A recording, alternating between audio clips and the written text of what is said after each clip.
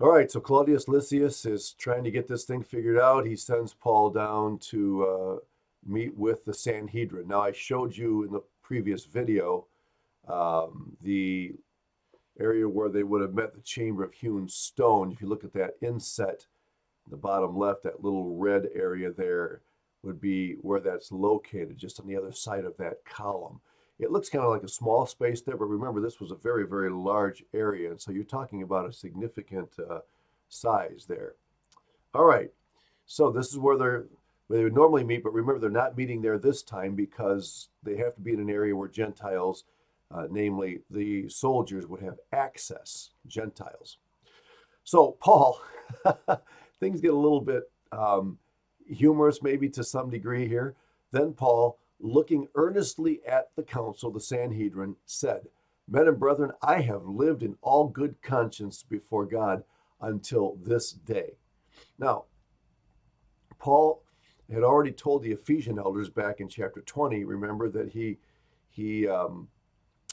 had been faithful preaching the gospel.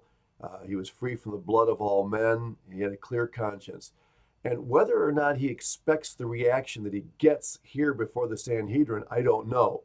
But the high priest, Ananias, commanded that those who stood by him to strike him on the mouth. Okay?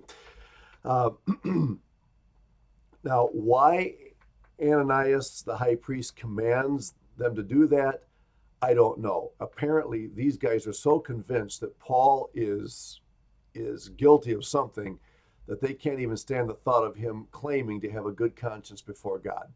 But he does. Now, remember that there are three Ananiases in Acts. Ananias and Sapphira, back in chapter 5, Ananias, who introduced Paul to the people, the saints there in Damascus. He laid his hands on Paul so he could receive his sight. And then this Ananias, who is the current high priest in Jerusalem. Now, I showed you this a few videos ago, but let me throw it up here again. You can see that the Ananias there, the third one down on the right, the third shaded green one, was the high priest from 46 to 58. One thing that we should understand is that normally high priests would be selected on two grounds. One, their respectability among their own people. They had to be people who would be respected by the Jews, but also they needed to be people who would be good cooperators with the Romans. And so, that for that reason, some didn't last very long. You can see that he lasts a fairly long time, 12 or 13 years. He serves in that position. But he was not the high priest back when Paul was first persecuting the church and came to the Lord. Okay? And so how does Paul respond to being struck on the mouth? Paul said to him, God will strike you, you whitewashed wall. For you sit to judge me according to the law, and do you command me to be struck contrary to the law? Whoa. Here's Paul surrounded by the Sanhedrin. Now, are all 70 or 72 gathered together there at the same time? Or because this is kind of an ad hoc meeting, a quickly, hastily organized meeting, perhaps there is only a representation of them there, we don't know. But whatever the case is, Paul does not take that lightly. And those who stood by him said, Do you revile God's high priest? And it does seem a little bit interesting that Paul would speak like that to the high priest, even though he understood that these guys were wrong, that they were actually enemies of the gospel. You still would expect Paul to speak respectfully to the high priest, just as he spoke very respectfully to Roman authorities when he encountered them. So Paul responds in a way that seems a bit surprising. I did not know, brethren, that he was the high priest, for it's written, You shall not speak evil of a ruler of your people. Now, there are two possibilities as to what Paul is saying by this, what he means to communicate. When he says, I didn't know that he was the high priest, you might ask, well, how would he not know? Wasn't the high priest, very obviously distinguished from the others, even in the robes that he wore and so on? Well, yes, that's true. But if this is a hastily gathered meeting, it is possible that the Sanhedrin members are not coming in their normal robes and with a normal identification they would bring with them to a formal gathering. And so it's possible that Paul didn't recognize them. It's also possible that there was a lot of discussion going on, a lot of murmuring among the members of the Sanhedrin, and so that when Paul was slapped on the face, he didn't know that command had actually come from the high priest. In fact, you notice there in verse 2 that Ananias is not the one who slapped him on the mouth. Ananias told others to do that. And so it's possible that Paul didn't even realize that he was talking to the high priest. Another possibility is that Paul is being sarcastic here. And he's saying, oh, I didn't know this was the high priest, because after all, a high priest would never command somebody to do something as rashly as Ananias did. So it's possible that Paul is actually using sarcasm here to refer to Ananias. We don't know for sure. All right, well, now, does Paul understand the composition of this group? Of course he does. Now, whether Paul ever served on the Sanhedrin or not is an issue that will be debated until we get to heaven. But even if he didn't, he certainly understood the chemistry of a group like this. And he knew that they were Sadducees and Pharisees. Now, it says here when Paul perceived that one part were Sadducees and the other Pharisees. That's interesting. Why would Paul have to perceive that? He knew that the Sanhedrin was made up of both groups. But again, if this is a hastily arranged meeting, it may be that there was just a smattering of both, but he noticed that there were members of both parties there. And so what does he do? Well, Paul, being the genius that he is going to say something here that will remove the spotlight from himself and actually pit these two groups against each other. What happens? He says, men and brethren, I am a Pharisee. Now that gets the attention of both groups. The son of a Pharisee, and there is evidence that his father was a Pharisee. And he says, concerning the hope and resurrection of the dead, I am being judged. Now remember, the Pharisees believed in the resurrection, a literal bodily resurrection that would take place of the living and the dead.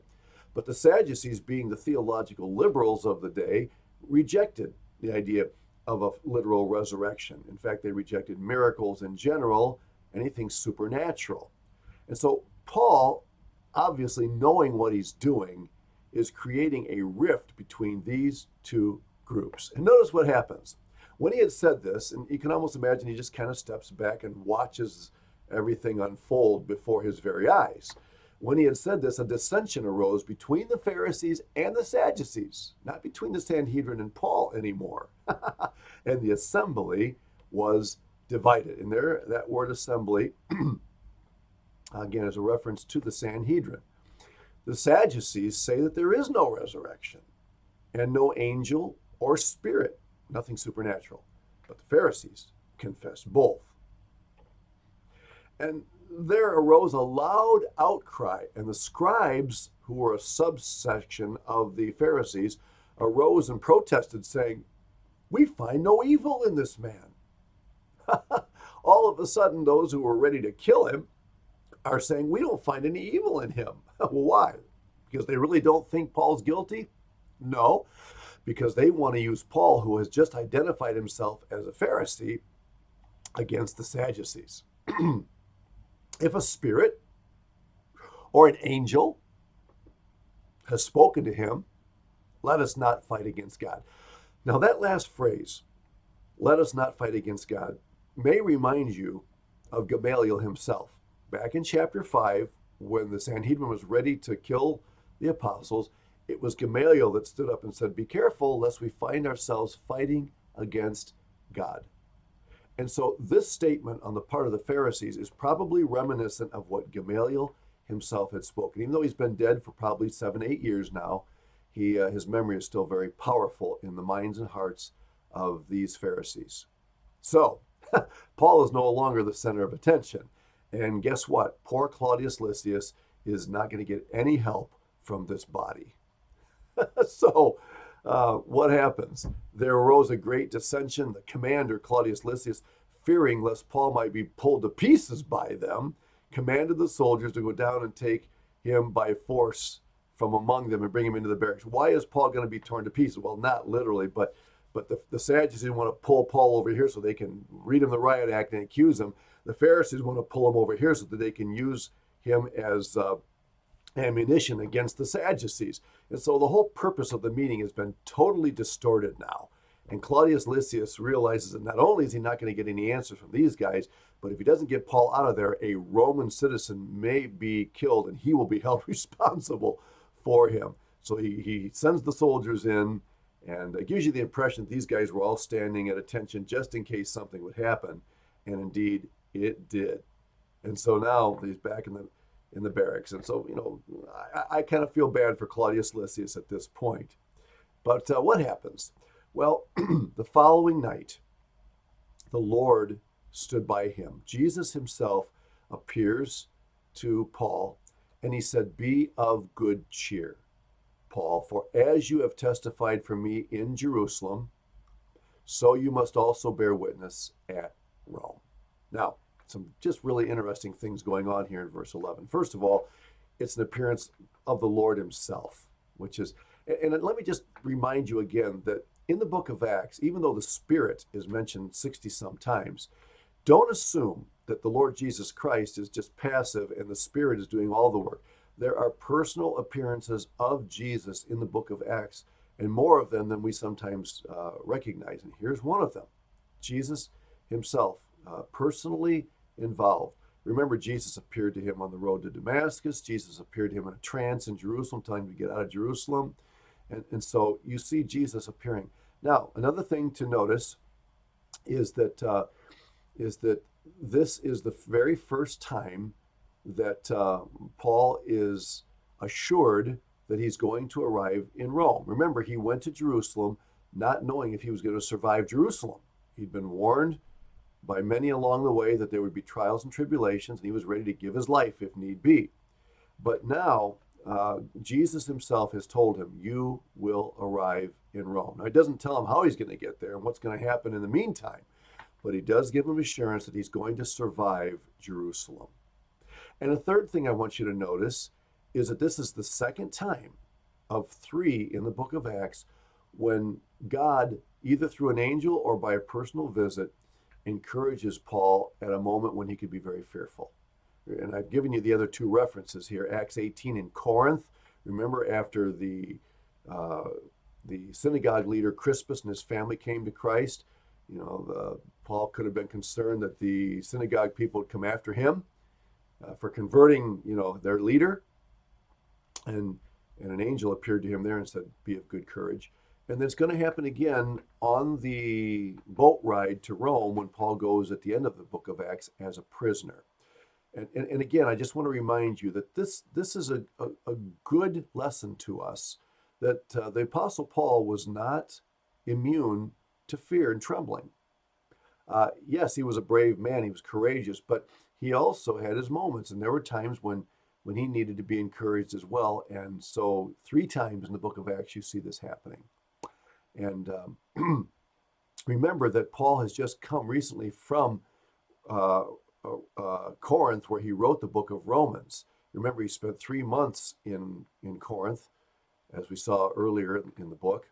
And when he wrote to the book to the Romans, he told them in Romans 15 of his plans to come and see them sometime. And here, Jesus assures him that will happen. And again, the way it's going to happen is still unknown to Paul. All right. Well, what happens? When it was day, some of the Jews banded together and bound themselves under an oath, saying that they would neither eat nor drink until they had killed Paul. And I'm going to come back in the next lecture, and we're going to see what this is all about. It's a band of Jews that I think we can identify with some accuracy, and they swear by an oath, a very serious oath, that they're going to fast until they've managed to kill Paul. So, wow, some interesting things brewing here in Jerusalem, and we'll see what happens in the next video.